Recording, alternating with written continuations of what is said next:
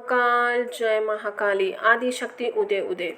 भगवान शिव की आज्ञा से सप्त ऋषियों का पार्वती के आश्रम में जा उनके शिव विषयक अनुराग की परीक्षा करना और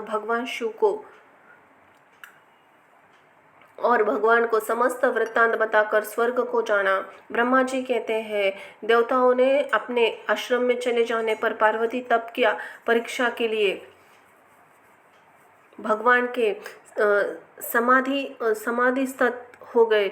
वे अपने अपने आप में अपनी ही परत पर स्वस्थ माया रहित तथा उपद्रव्य शून्य स्वरूप का चिंतन करने लगे। उस ध्येय वस्तु के रूप में साक्षात भगवान महेश्वर को ही विराजमान है।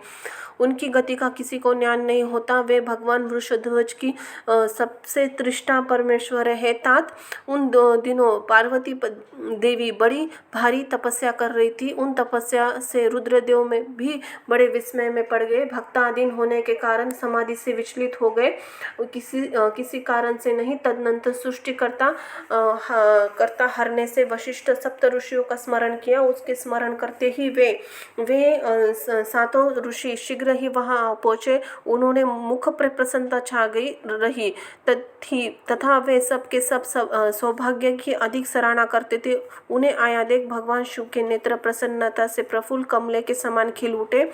हंसते हुए बोले, तात सप्त ऋषि, तुम लोग मेरे हितकारी तथा संपूर्ण वस्तुओं के ज्ञान में निपुण हो। अंत ही शीघ्र मेरी बात सुनो।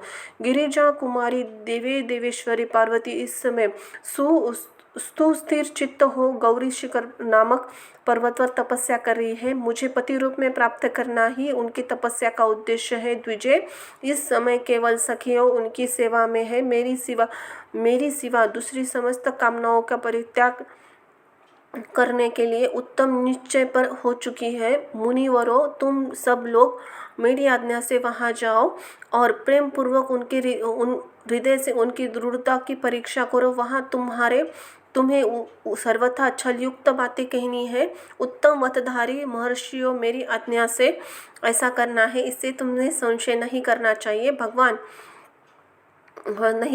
शंकर की यह आज्ञा पाकर वे सातों ऋषि तुरंत ही उस स्थान पर जहाँ पहुँचे जहाँ दीप्तिमती जगत माता पार्वती विराजमान थी। सप्त ऋषियों ने वहाँ शिवाओं को तपस्या मूर्ति में दूसरी सिद्ध के समान देखा। उसकी तेज महान था। वे अपने उत्तम तेज से प्रकाशित हो रही थी। उन उत्तम व्रतधारी सप्त ऋषियों में मन ही मन प्रणाम किया और उनके द्वारा विशेष पूजित हो वे मस्तक झुका। इस प्रकार ऋषियों ने कहा, हे देवी गिरिजानंदिनी, हमारी बात सुनो। हम जानना चाहते हैं तुम किस लिए तपस्या कर रही हो तथा इसके द्वारा देवताओं किस प्रकार के फल पाना चाहती हो। उन ध्वज के इस प्रकार पूछने पर गिरिजा कुमारी शिवान की उनके सामने अत्यंत गोपनीय होने पर सच्ची बात बताई। पार्वती बोली, मुनीश्वरों, आप लोग प्रसन्नता पूर्वक मेरी बात सुने। मैंने बुद्धि से जिनका चिंतन किया है, अपना यह विचार आपके सामने रखती हूँ। आपसे मेरी असंभव बातें सुनकर मेरा उपहास करेंगे, इसीलिए उन्हें कहने में संकोच करती हूँ। तथापि कहती हूँ, क्या करूँ। मेरा मन अत्यंत दृढ़तापूर्वक एक ही उत्कृष्ट कर्म में अनुष्ठान में लगा है और ऐसा करने में लिए विवश हो गया। यह पानी के ऊपर बहुत बड़ी ऊंची दीवार खड़ी करना चाहता है। देवर्षि के उपदेश से पाकर भगवान रुद्र मेरे पति हो। इस रथों के मन में अत्यंत कठोर तप कर रही हूँ। मनोरूपी पक्षी बना पाखुड़ के हठपूर्वक आकाश में उड़ रहा है। मेरे स्वामी करुणा निधान भगवान शंकर ही उनमें से आशा की पूर्ति हो कर सकते हैं। पार्वती का यह वचन सुनकर मुनि हंस पड़े। गिरिजा के सम्मान करते हुए प्रसन्नता पूर्वक छलयुक्त मिथ्या वचन बोले। ऋषियों ने कहा, गिरिजानंदनी देवर्षि नारद व्यर्थ ही आपको पंडित मानते हैं। उनके मन में क्रूरता भरी है। आप समझकर होकर भी क्या उनके चरित्र को नहीं जानती। नारद छल कपटी बातें करते हैं, दूसरे के चित्त को मोह में डालकर मत करते हैं। उनकी बातें सुनने से सर्वथा हानि होती है। ब्रह्मपुत्र दक्ष के पुत्रों के नारद ने जो छलपूर्वक उपदेश दिया, उसका ही फल यह हुआ कि सब के सब पितरों के पिता के घर लौट ना आ सके। यही हाल उन्होंने दक्ष के दूसरे पुत्रों का भी किया। वे उनके चक्कर में आकर भिखारी बन गए। विद्याधर चित्रकेतु इसी के ऐसा उपदेश दिया, उसका घड़ी उजाड़ दिया। प्रहलाद को अपना चेला बनाकर हिरण्यकश्यप से बड़े भारी दुख दिलवाए। सदा ही दूसरों की बुद्धि में भेद पैदा करते हैं। नारद मुनि कानों को पसंद आने वाली अपनी विद्या जिस प्रकार सुनाई देते हैं, वही अपना घर छोड़कर तत्काल भीख मांगने लगता है। उनका मन मलिन है, केवल शरीर सदा उज्जवल दिखाई देता है। हम उन्हें विशेष रूप से जानते हैं क्योंकि हम उनके साथ रहते हैं। उनका उपदेश पाकर बड़े बड़े विद्वानों सम्मानित होने वाले तुम ही व्यर्थ ही भुलावे में आ गई। मूर्ख बनाकर दुष्कर तपस्या करने लगी बाले। तुम जिनके लिए यह सारी तपस्या करती हो, वे रुद्र सदा ही उदासीन, निर्विकार तथा काम के शत्रु है, इसमें संशय नहीं है। अमंगलिक वस्तुओं से युक्त शरीर धारण करते हैं, लज्जाओं को तिलांजलि दे चुके हैं। उनका ना तो घर है ना द्वार, कि वे किस कुल में उत्पन्न हुए इसका किसी को भी पता नहीं है। कुवेशित वेश धारण करते हुए भूतों और प्रेत के साथ बैठते रहते हैं और नंग धड़ंग हो शूल धारण किए घूमते हैं।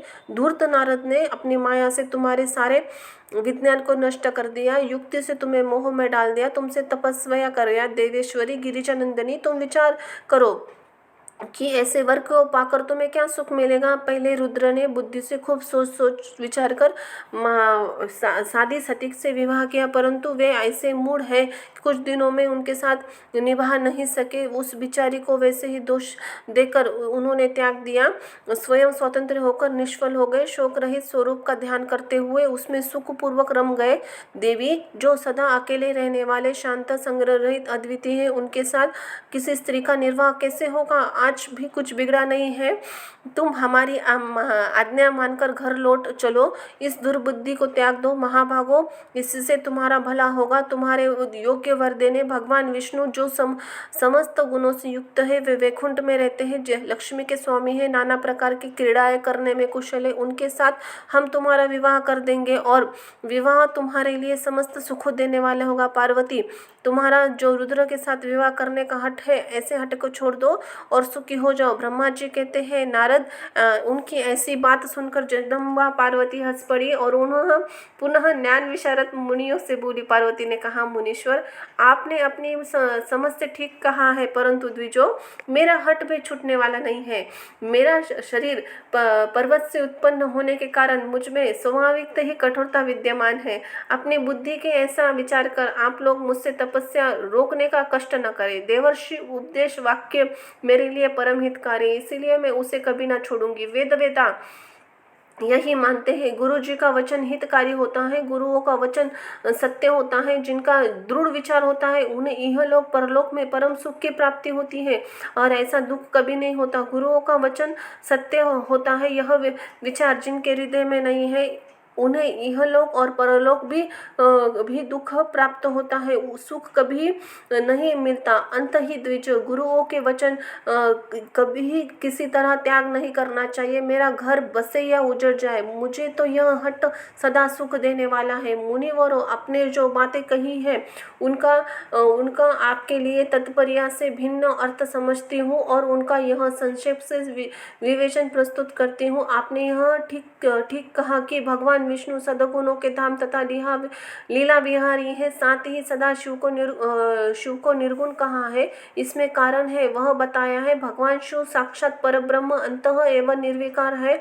वे केवल भक्तों के लिए शरीर धारण करते हैं, फिर लोलुकी माया को दिखाना नहीं चाहते। अंत ही परम हंस की प्रिय गति है, उसी को वे धारण करते हैं, क्योंकि वे भगवान शंभु परमानंद है, इसलिए अवधूत रूप से रहते हैं। माया लिप्त जीवों को ही भूषण आदि रुचि होती है, ब्रह्म को नहीं। वे प्रभु गुणातीत, अजन्मा, मायारीत, अलक्ष्य गति और जो विराट द्विजो है, द्विजो भगवान शंभु विशेष धर्म जाति आदि के कारण किसी पर भी अनुग्रह नहीं करते। मैं गुरु कृपा से शिव को यथार्थ रूप से जानती हूँ। महर्षि यदि शिव मेरे साथ विवाह नहीं करेंगे तो मैं सदा कुमारी रह जाऊंगी, परंतु दूसरों के साथ विवाह नहीं करूंगी, यह मैं सत्य सत्य कहती हूँ। यदि सूर्य पश्चिम दिशा से भी उलगने लगे, मेरु पर्वत अपने स्थान से विचलित हो जाए, अग्नि शीतलता को अपना ले तथा कमल पर्वत शिखर को शिला के ऊपर रखने लगे, तो भी मेरा हट नहीं छूट सकता। यह मेरी बात सच्ची कहती हूँ। ब्रह्मा जी कहते हैं, नारद ऐसा कहकर मुनियों को प्रणाम करके गिरिराज पार्वती निर्विकार चित्त से शिव का स्मरण करते हुए चुपचाप हो गई। इस प्रकार गिरिराज के उत्तम निश्चय को जानकर वे सप्तऋषि उनकी जय जयकार करने लगे और उन्होंने पार्वती को उत्तम आशीर्वाद दिया। मुने गिरिजा देव की परीक्षा लेने के लिए वे 7 ऋषि उनके प्रणाम करके प्रसन्नचित शीघ्र ही भगवान शिव के स्थान को चले गए। वहां पहुंचकर शिव को मस्तक नवाया, सारा वृत्तांत निवेदन करके उनकी आज्ञा ले वे पुनः साधन करके स्वर्ग लोकों को चले। बोलो हर हर हर हर हर शिव शिव शिव शंभो। भगवान शंकर की जटिल तपस्या। ब्राह्मण रूप में पार्वती के आश्रम पर जाना, उनसे सुकृत होकर उनकी तपस्या का कारण पूछना तथा पार्वती जी का अपने सखियों विजया से सब कुछ कहना। ब्रह्मा जी कहते हैं, नारद उन सप्त ऋषियों में अपने अपने लोक में जाने में सुंदर लीला करने वाले साक्षात भगवान शंकर ने देवी की तप की परीक्षा लेने का विचार किया। वे मन ही मन पार्वती से बहुत संतुष्ट हुए थे। परीक्षा के बहाने पार्वती जी को देखने के लिए भी जटाधारी तपस्वी का रूप धारण करके भगवान शंभु उनके वन में गए। अपने तेज से प्रकाशमान अत्यंत बूढ़े ब्राह्मण का रूप धारण करके प्रसन्नचित हो वे दंड और छत्र लिए वहां से प्रस्थापित हुए। आश्रम में पहुंचकर उन्होंने देखा देवी शिवा सखियों की घिरी हुई वेदी पर बैठी है और चंद्रिका की विशुद्ध कला से प्रतीत है। ब्रह्मचारी का स्वरूप धारण किए हैं। भक्तवत्सल शंभु पार्वती को देखकर प्रतिपूर्वक उनके पास गए। उन अद्भुत तेजस्वी ब्राह्मण देवता को आया देख उस समय देवी शिवा ने समस्त पूजन सामग्रियों के द्वारा उनकी पूजा की। जब उनका भली भांति सत्कार हुआ, सामग्रियों के द्वारा उनकी पूजा संपन्न कर गई, तब पार्वती बड़ी प्रसन्नता और प्रेम के साथ ब्राह्मण देव से आदर पूर्वक समाचार पूछा। पार्वती बोली, ब्रह्मचारी का स्वरूप धारण करके आए हुए आप कौन है और कहाँ से पधारे हैं? वेदाओं में श्रेष्ठ विप्र, आप अपने तेज का वर्णन प्रकाशित कर रहे हैं। मैंने जो कुछ पूछा है उसे बतलाइए। ब्राह्मण ने कहा, मैं इच्छा अनुसार विचरण करने वाला वृद्ध ब्राह्मण हूँ, पवित्र बुद्धि, तपस्वी, दूसरों को सुख देने वाला और परोपकारी हूँ, इसमें संशय नहीं है। तुम कौन हो? किसकी पुत्री हो? इस निर्जन वन में किस लिए तपस्या कर रही हो, जो पंच के बल पर खड़े होकर तप करने मुनियों के लिए भी दुर्लभ है? तुम न बालिका हो, न वृद्धा हो, न सुंदरी तरुणी जान पड़ती हो, फिर किस लिए पति के बिना इस वन में कठोर तपस्या कर रही हूँ? भद्रे, क्या तुम किसी की तपस्या की सहचरणी तपस्विनी हो? देवी, क्या वह तपस्वी तुम्हारा पालन पोषण नहीं करता जो तुम्हें छोड़कर अन्यत्र चला गया है? बोलो, तुम किसके कुल में उत्पन्न हुई हो? तुम्हारे पिता कौन है और तुम्हारे माता क्या नाम है? तुम्हारा नाम क्या है? तुम महा सौभाग्य रूपा जान पड़ती हो, तुम्हारी तपस्या में अनुराग व्यर्थ है। क्या तुम वेद माता गायत्री हो, लक्ष्मी हो, अन्यथा क्या सुंदर रूप वाली सरस्वती हो? इन तीनों में तुम कौन हो, यह अनुमान से निश्चय नहीं कर पाता। पार्वती बोली, विप्र, न तो मैं वेद माता गायत्री हूँ, न लक्ष्मी हूँ, न सरस्वती हूँ। इस समय मैं हिमाचल की पुत्री हूँ, मेरा नाम पार्वती है। पूर्व काल में यह लोक से जन्म में प्रजापति दक्ष की पुत्री थी। उस समय मेरा नाम सती था। उस समय एक दिन पिता ने मेरे पति की निंदा की थी, जिससे कुपित मैंने योग ने द्वारा शरीर को त्याग दिया था। इसी जन्म में भगवान शिव मुझे मिल गए थे, परंतु भाग्यवश काम को भस्म करके वे मुझे छोड़ चले गए। ब्राह्मण शंकर जी के जाने पर मैं विरहत रस से अग्नि को हो उठी। तपस्या करके लिए दृढ़ निश्चय करके पिता के घर से यहाँ गंगा जी पे तट पर आई हूँ। यहाँ दीर्घ काल तक कठोर तपस्या करके प्राण वल्लोप कर न पा सके, इसलिए अग्नि में प्रवेश कर जाना चाहती हूँ। इतने में ही आपको आया देख क्षण भर के लिए ठहर गई। अब आप जाइए, मैं अग्नि में प्रवेश करूँगी, क्योंकि भगवान शिव ने मुझे स्वीकार नहीं किया, किंतु जहाँ जहाँ मैं जन्म लूँगी वहाँ वहाँ शिव के पति रूप में वरण करूँगी। ब्रह्मा जी कहते हैं, नारद ऐसा कहकर पार्वती उन ब्राह्मण देवताओं के सामने अग्नि में समा गई। यद्यपि ब्राह्मण देव उसके सामने बारंबार ऐसा करके उन्हें रोक रहे थे, अग्नि में प्रवेश करती हुई पर्वत राजकुमारी पार्वती की तपस्या से प्रभाव से वह आग उसी क्षण चंदन पका के समान शीतल हो गई। क्षण भर उस आग के भीतर रहकर जब पार्वती आकाश के ऊपरी और उठने लगी, तब ब्राह्मण रूपधारी शिव ने सहसा हंसते हुए उनसे पूछा, अहो भद्रे, तुम्हारा तप क्या है? यह कुछ भी मेरे समझ में नहीं आया। इधर अग्नि से तुम्हारा शरीर नहीं जला, यह तो तपस्या की सफलता का सूचक है, परंतु अब तक तुम्हारे मनोरथ प्राप्त नहीं हुआ, इसीलिए उसकी विफलता प्रकट होती है। अंत ही देवी, सबको आनंद देने वाली मुझ श्रेष्ठ ब्राह्मण को तुम अपने अभिष्ट मनोरथ को सच सच बताओ। ब्रह्मा जी पूछते हैं, कहते हैं, नारद, ब्राह्मण के इस प्रकार पूछने पर व्रत का उत्पन्न पालन करने वाली अंबिका अपने सखियों को उत्तर देने के लिए प्रेरित किया। पार्वती प्रेरित हो उनकी विजया नामक प्राण प्यारी सखी ने, जो उत्तम व्रत का जानने वाली जटाधारी तपस्वी से कहा। सखी बोली, साधुओं, तुमसे पार्वती का उत्तम चरित्र का, इनकी तपस्या के कारणों का समस्त वर्णन करती हूँ। आप सुनना चाहते हैं तो सुनिए। मेरी सखी गिरिराज हिमाचल की पुत्री है। ये पार्वती काली नाम से विख्यात है तथा माता मेनका की कन्या है। अब तक किसी ने इनके साथ विवाह नहीं किया। ये भगवान शिव के सिवा दूसरे किसी को चाहती भी नहीं। उनके लिए 3000 वर्षों से तपस्या कर रही है। भगवान शिव की प्राप्ति के लिए ही मेरी सखियों ने ऐसा तप आरंभ किया है। हे विप्रवर, इसमें जो कारण है उसे बताती हूँ, सुनिए। पर्वतराज कुमारी ब्रह्मा, विष्णु, इंद्र आदि देवताओं को भी छोड़कर केवल पिनाकपाणी भगवान शंकर को पति रूप में प्राप्त करना चाहती है। नारद जी के आदेश से यह कठोर तपस्या कर रही है। द्विज श्रेष्ठ, आपने जो कुछ पूछा था उसके अनुसार मैंने प्रसन्नता पूर्वक सखी का मनोरथ बता दिया। आप और क्या सुनना चाहते हैं?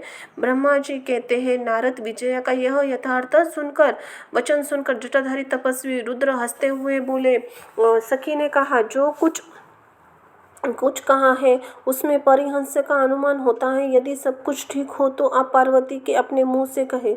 जटिल ब्राह्मण इस प्रकार कहने पर पार्वती देवी अपने मुंह से यो कहने लगी, बोलो हर हर हर हर शिव शंभो। पार्वती की बात सुनकर जटाधारी ब्राह्मण का शिव जी की निंदा करते हुए पार्वती की ओर से मन को हटा लेने का आदेश। पार्वती बोली, जटाधारी विप्र पर मेरा सारा वृत्तांत सुनिए।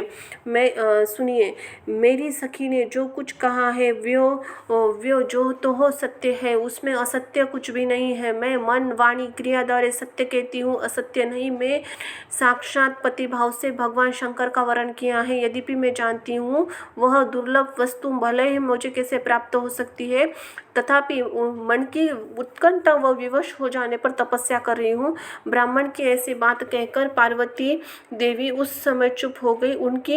तब वह बात सुनकर ब्राह्मण देव ने कहा, ब्राह्मण बोले, इस समय तक मेरे मन में जहाँ यह जानने वाली प्रबल इच्छा थी कि देवी किस दुर्लभ वस्तु को चाहती है, जिसके लिए आप महान तप कर रही है। देवी, तुम्हारे मुखारविंद से सब कुछ सुनकर अभिष्ट वस्तु जान लेने के बाद अब मैं यहाँ से जा रहा हूँ। तुम्हारी जैसी इच्छा हो वैसा करो। यदि तुम मुझसे न कहना चाहती हो तो मित्रता निष्फल होती है। अब जैसा तुम्हारा कार्य है वैसा उसका परिणाम होगा। अब जब तुम्हें इसमें सुख है तब मुझे कुछ नहीं कहना। वहाँ ऐसी बात कहकर ब्राह्मण ने जिसका विचार किया त्यों ही पार्वती देवी ने प्रणाम करके उनसे कहा। पार्वती बोली, विप्रवर, आप क्यों जाएंगे? ठहरिए, मेरे हित की बात बताइए। पार्वती ने ऐसा कहने पर दंडकधारी ब्राह्मण देवता रुक गए। इस प्रकार बोले, देवी, यदि मेरी बात सुनने का मन है तो मुझे भक्तिभाव से ठहरा रही हो तो मैं वह सब तत्व बता रहा हूँ जिससे तुम्हें हित का ज्ञान हो जाएगा। महादेव, जिनके प्रति मेरे मन में गौरव बुद्धि है, अंत में उनके सब प्रकार का जानता हूँ, तो यथार्थ बात कहता हूँ, तुम सावधान होकर सुनो। वृषभ भाव के चिन्ह से अंकित ध्वजा धारण करने वाले महादेव जी सारे शरीर में भस्म लगाए रहते हैं, सिर पर जटा धारण करते हैं, धोती की जगह वाघ का चाम पहनते हैं, चादर की जगह हाथी की खाल ओढ़ते हैं, हाथ में भीख मांगने के लिए खोपड़ी लिए रहते हैं, झुंड के झुंड सांप सारे उनके अंग में लिपटे रहते हैं, विष खाकर वे पुष्ट है, वे भक्षी है, उनके बड़े नेत्र भदे हैं और देखने में डरावने लगते हैं। उनका जन्म कब और कैसे हुआ यह आज तक नहीं प्रकट नहीं हुआ। गृहस्थी में भोग से वे सदा दूर रहते हैं, नंग गड़ंग घूमते हैं, भूत प्रेतों के साथ रहते हैं, उनके एक दो नहीं 10 भुजाएं हैं। देवी, मैं समझ नहीं पाता कि किस कारण से तुम उन्हें अपना पति बनाना चाहती हो। तुम्हारा ज्ञान कहाँ चला गया, इस बात को सोच सोच कर मुझे बताओ। देवी, दक्ष ने अपने यज्ञ में अपनी ही पुत्री सती को केवल यही सोचकर नहीं बुलाया, वही कपालधारी भिक्षु की भार्या है। इतना ही नहीं, उन्होंने यज्ञ में भाग देने के लिए सब देवताओं को बुलाया, किंतु शंभु को छोड़ दिया। सती अपमान के कारण अत्यंत क्रोध से व्याकुल हुई, उसने अपने प्राणों को छोड़ दिया, शंकर जी को भी त्याग दिया। तुम तो स्त्रियों में रत्न हो, तुम्हारे पिता समस्त पर्वतों के राजा हैं, फिर तुम क्यों इस उग्र तपस्या के द्वारा पति को पाने की अभिलाषा करती हो। सोने की मुद्रा अशर्फी देकर बदले में उतना ही बड़ा कांच लेना चाहती हो, उज्जवल निधन छोड़कर अंग में कीचड़ लपड़ना चाहती हो, सूर्य के तेज का परित्याग करके जुगनू चमक पाना चाहती हो, महान वस्त्र त्याग कर अपने शरीर में चमड़े से ढकना चाहती हो, घर में रहना छोड़कर वनों में घूमी रहना चाहती हो। तथा देवेश्वरी, तुम इंद्र आदि लोकपालों को त्याग कर शिव के प्रति अनुरक्त होकर एक अवश्य उत्तम रत्नों में भंडारों को त्याग कर लोहा पाने की इच्छा रखती हो। लोक में इस बात को अच्छा नहीं कहा गया। शिव के साथ तुम्हारा संबंध मुझे इस परस्पर वृद्धि दिखलाई देता है। कहा तुम जिसके नेत्र प्रफुल्ल कमलदा के समान शोभा पाते हैं, और कहा वे रुद्र जो तीन भत्ती आंखों धारण करते हैं। तुम तो चंद्रमुखी हो, शिव तो पंचमुखी हो गए हैं। तुम्हारे सिर पर दिव्य वेणी सतपर्णी सी शोभा दे रही है, परंतु शिव के मस्तक पर जटाजुट जो बताया गया है वही प्रसिद्ध है। तुम्हारे अंग में चंदन का अनुराग होगा, शिव के शरीर में चित्ती का भस्म।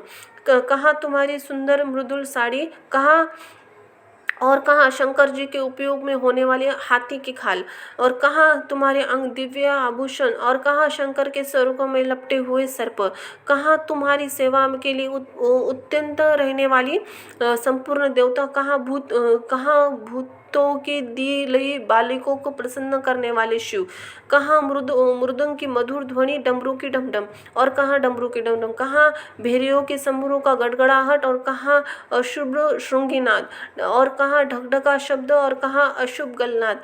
तुम्हारा तो उत्तम रूप के शिव के योग्य कदापि नहीं है। यदि उनके पास धन होता तो भी वे दिगंबर नंगे क्यों रहते। सवारी के नाम पर उन्होंने एक बूढ़ा बैल है, और दूसरी कोई सामग्री उनके पास नहीं है। कन्या के लिए ढूंढे जाने वाले वरों में और नारियल के सुख देने वाले गुण बताए हैं, उनमें से एक भी गुण भद्दी आंखों में रुद्र में नहीं है। तुम्हारे परम प्रिय काम को भी उन हर देवताओं ने दीन कर दिया है। तुम्हारे प्रति उनका अनादर तभी देख लिया गया है जब वे तुम्हें छोड़कर अन्यत्र चले गए। उनकी कोई जाति नहीं है, देखी नहीं जाती, उनके विद्या ज्ञान का कोई पता नहीं है। पिशाच भी उनके सहायक है, विष तो उनके कंठ में दिखाई देता है। वे सदा ही अकेले रहने वाले और विशेष रूप से विरक्त है, इसलिए तुम्हें हरने के साथ अपने मन को नहीं छोड़ना चाहिए। कहाँ तुम्हारे कंठ में सुंदर हार, कहाँ गले में नरमुंडों की माला। देवी, तुम्हारे और हर के रूप और सब एक दूसरे के विरुद्ध है। अंत ही मुझे तो यह संबंध नहीं रुचता। फिर तुम्हारी जैसी इच्छा हो वैसा करो। संसार में जो कुछ सब वस्तु है वह सब तुम स्वयं चाहने लगी हो। अंत ही मैं कहता हूँ कि तुम उस असत्य की ओर से अपने मन को हटा लो, अन्यथा कुछ और चाहो वह करो, मुझे कुछ नहीं कहना। ब्रह्मा जी कहते हैं, नारद, यह ज्ञान सुनकर पार्वती शिव जी की निंदा करने वाले ब्राह्मण मन ही मन कुपित हो बैठी और इस प्रकार बोली। पार्वती जी परमेश्वर शिव की महापद का प्रतिपादन करना, रोष पूर्वक जटिल ब्राह्मणों को फटकारना, उन सके द्वारा उन्हें फिर बोलने से रोकना तथा भगवान शिव का उन्हें प्रत्यक्ष दर्शन दे अपने साथ चलने के लिए कहना। पार्वती जी बोली, बाबा जी, अब तक मैंने यह समझा था कि कोई ज्ञानी महात्मा आ गए हैं, परंतु अब सब ज्ञात हो गया है, आपकी कलई खुल गई। आपसे तो क्या कहूँ, विशेषतः उस दिशाओं में आप जब तक आप अवैध ब्राह्मण हैं, ब्राह्मण देवता आपसे जो कुछ कहा है वह सब मुझे ज्ञात है, परंतु वह सब झूठा ही है, सत्य कुछ नहीं है। आपने कहा था कि मैं शिव को जानता हूँ। यदि आपकी बात ठीक हो गई है, आप ऐसी युक्ति एवं बुद्धि के विरुद्ध बात नहीं बोलते, यह ठीक है। कभी कभी महेश्वर अपनी लीला शक्ति से प्रेरित हो गए तथा कथित अद्भुत वेश धारण कर लिया करते हैं, परंतु वास्तव में साक्षात परब्रह्म परमात्मा है। उन्होंने स्व इच्छा से ही शरीर धारण किया है। आप ब्रह्मचारी के स्वरूप धारण कर मुझे ठगने के लिए उद्यत हो यहाँ आए हैं और अनुचित असंगत युक्तियों से सहारा ले छल कपट से बातें बोल रहे हैं। मैं भगवान शंकर के स्वरूप का भली भांति जानती हूँ, इसीलिए यथा योग्य विचार करके उनके तत्व का वर्णन कर रही हूँ। वास्तव में शिव निर्गुण ब्रह्म है, कारणवश सगुण हो गए हैं। जो निर्गुण समस्त गुण जिनों के स्वरूपभूत है, उनकी जाति कैसे हो सकती है? वे भगवान सदाशिव समस्त विद्याओं के आधार है। फिर उन पूर्ण परमात्मा को किसी विद्या से क्या काम? पूर्व काल के कल्प में आरंभ में भगवान शंभु ने श्री विष्णु को उच्छत्वाद रूप से संपूर्ण वेद प्रदान किए थे। अंत ही उनके समान उत्तम प्रभु दूसरा कौन है जो सबके आदि कारण है? उनकी अवस्था अथवा उनका आयु का माप तोल कैसे हो सकता है? प्रकृति उन्हीं से उत्पन्न हुई है, फिर उनकी शक्ति का दूसरा क्या कारण हो सकता है? जो लोग सदा प्रेम पूर्वक शक्ति के स्वामी भगवान शंकर का भजन करते हैं, उन्हें भगवान शंभु प्रभु शक्ति, उत्साह शक्ति, मंत्र शक्ति, ये तीनों अक्षय शक्तियां प्रदान करते हैं। भगवान शिव के भजन से जीव मृत्यु को जीत लेता है, निर्भय हो जाता है, इसीलिए उनके तीनों लोकों में नाम मृत्युंजय प्रसिद्ध है। होके भी अनुग्रह से विष्णु तत्व को, ब्रह्म तत्व को, देवता तत्व को प्राप्त हुए हैं, देवता देव तत्व को प्राप्त हुए हैं, विष्णु तत्व को, ब्रह्मा ब्रह्म तत्व को और देवता देव तत्व को प्राप्त हुए हैं। शिव का पक्ष लेकर बहुत बोलने से क्या लाभ? वे भगवान ही स्वयं महाप्रभु है। कल्याण रूपी शिव की सेवा से कौन सा मनोरथ सिद्ध नहीं हो सकता? उन महादेव जी किस बात की कमी है जो भगवान सदाशिव स्वयं मुझे पाने की इच्छा करे? यदि शंकर की सेवा न करे तो मनुष्य 7 जन्मों तक दरिद्र होता है। और उनकी सेवा से सर्वलोकों में सभी कष्ट होने वाली लक्ष्मी प्राप्त होती है, जिनके सामने 8 सिद्धियां नित्य आकर सर नीचा किए इस इच्छा से नृत्य करती है कि भगवान हम पर संतुष्ट हो जाए। उनके लिए कोई भी हितकारी वस्तु दुर्लभ हो सकती है। यद्यपि यहाँ मांगलिक कही जाने वाली वस्तुएं शंकर का सेवन नहीं करती, तथापि उनके स्मरण मात्र से सबका मंगल होता है। उनकी पूजा से प्रभाव से उपास की संपूर्ण कामनाएं सिद्ध होती है। सदा निर्विकार रहने वाले परमात्मा शिव में निर्विकार कहाँ से आ सकता है? जिस पुरुष में मुख में निरंतर शिव यह मंगलमय नाम निवास करता है, उसके दर्शन मात्र से ही सदा ही पवित्र हो जाता है।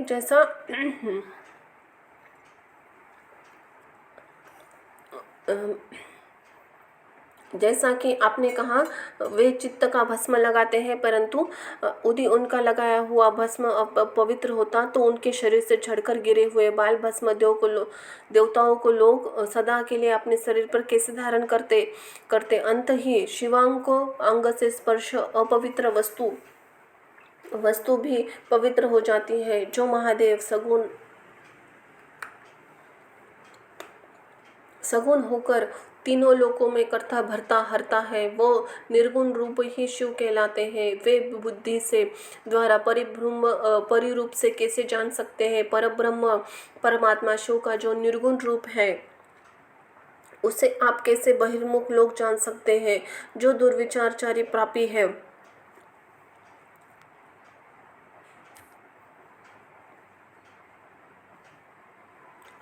पापी है, वे लोग देवताओं से बहिष्कृत हो जाते हैं। ऐसे लोग निर्गुण शिव का तत्व नहीं जानते। जो लोग पुरुष तत्व जानने के लिए शिव की निंदा करते, उसके जन्म भर का सारा पुण्य संचित हो जाता है। जो लोग यहाँ अमित तेजस्वी महादेव जी की निंदा और मेरे आपकी पूजा की है, उससे मुझे पाप की भागिनी होना पड़ा है। श्रीदेव का यह वस्त्र सहित स्नान करना चाहिए। श्रीदेवी का दर्शन हो जाने पर प्रायश्चित करना चाहिए। इतना ही नहीं, पार्वती जी ने ब्राह्मण से रुष्ट होकर बोली, अरे दुष्ट, तूने तो कहा था मैं शंकर जी को जानता हूँ, किंतु तू निश्चय ही उस सनातन शिव को नहीं जाना है। तू भगवान रुद्र को जैसा जानता है वैसा ही क्यों ना हो, जैसे भी बहुसंख्य रूप क्यों ना हो, सत्पुरुषों के प्रियतम निरतन निर्विकार भगवान शिव मेरे अधिष्टम देवे ब्रह्मा विष्णु उन सभी महात्मा को समान नहीं है सकते। फिर दूसरे देवताओं की बात ही क्या, क्योंकि वह सदैव काल के अधीन है। इस प्रकार शुद्ध बुद्धि से तत्व विचार कर शिव के लिए वन में आकर बड़ी भारी तपस्या कर रही हूँ। भक्त वत्सल सर्वेश्वर हम शिव के परमेश्वर है। दिनों के महादेव के लिए इच्छा प्राप्त करने के लिए मेरी